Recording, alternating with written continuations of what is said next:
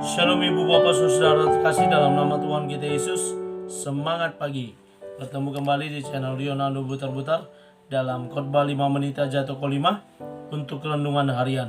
Renungan pada hari ini saya ambil dari kitab 1 Korintus pasal yang ke-10 ayat 3 sampai dengan ayat yang ke-4. Demikian kesaksian firman Tuhan. Mereka semua makan makanan rohani yang sama, dan mereka semua minum minuman rohani yang sama, sebab mereka minum dari batu karang rohani yang mengikuti mereka, dan batu karang itu ialah Kristus. Mendapat hal yang sama di dalam Kristus.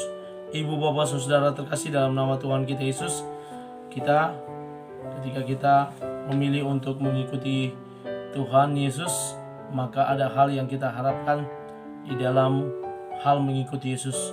Yang pertama, selain berbicara tentang keselamatan, dan nantinya di kehidupan yang akan datang kita turut ambil bagian dalam surga yang disediakan oleh Allah, dan juga di dalam kehidupan saat ini juga kita boleh mendapat berkat. Dan ada beberapa hal lagi yang mungkin menjadi alasan setiap orang dalam mengikut Tuhan.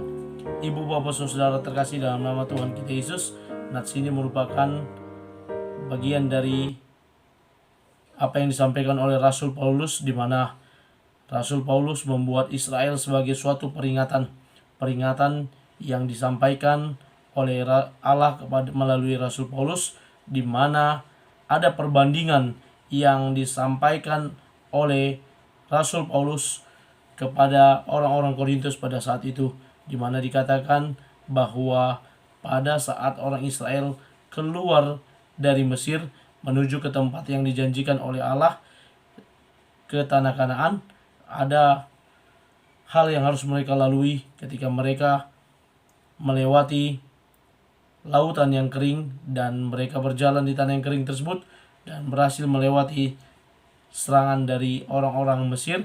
Dan ketika mereka berjalan di padang gurun, ada tiang awan dan tiang api yang menuntun mereka, tiang awan pada siang hari dan tiang api pada malam hari, sehingga mereka boleh terus berjalan melangkah ke arah yang sudah ditentukan oleh Allah.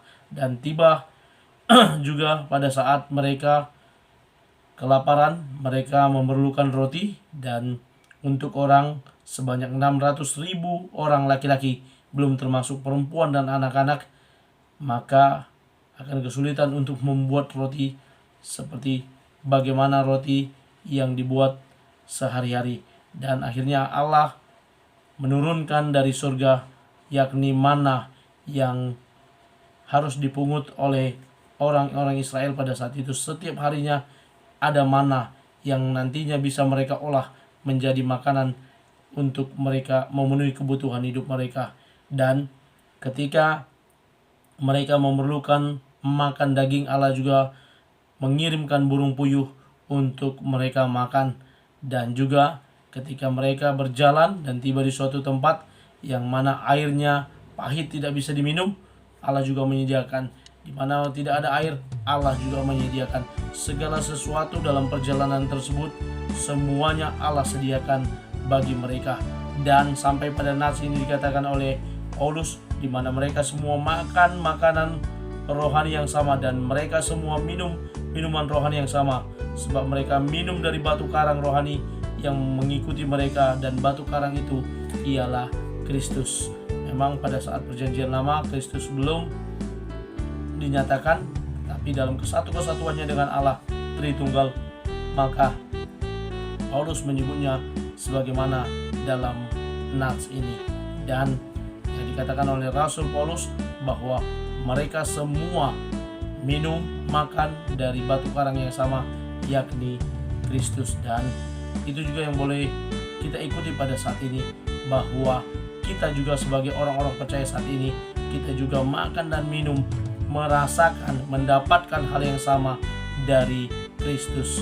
Dan ketika kita memilih untuk menjadi pengikut Kristus, sudah sepatutnya hal yang sama juga akan kita dapatkan, bahwa Dia akan menyediakan bagi kita tidak hanya tempat di surga, tetapi di bumi ini. Selagi kita masih di bumi, Dia akan menyertai dan memberkati hidup kita. kiranya firman Tuhan buat kita pada pagi hari ini boleh menjadi rema bagi kita, mengingatkan kita bahwa Israel sudah pernah melalui, dan ini menjadi suatu peringatan juga bagi kita untuk kita boleh mendapatkan hal yang sama di dalam Kristus dan tetap berlaku setia. Selamat beraktivitas, Tuhan Yesus memberkati. Shalom.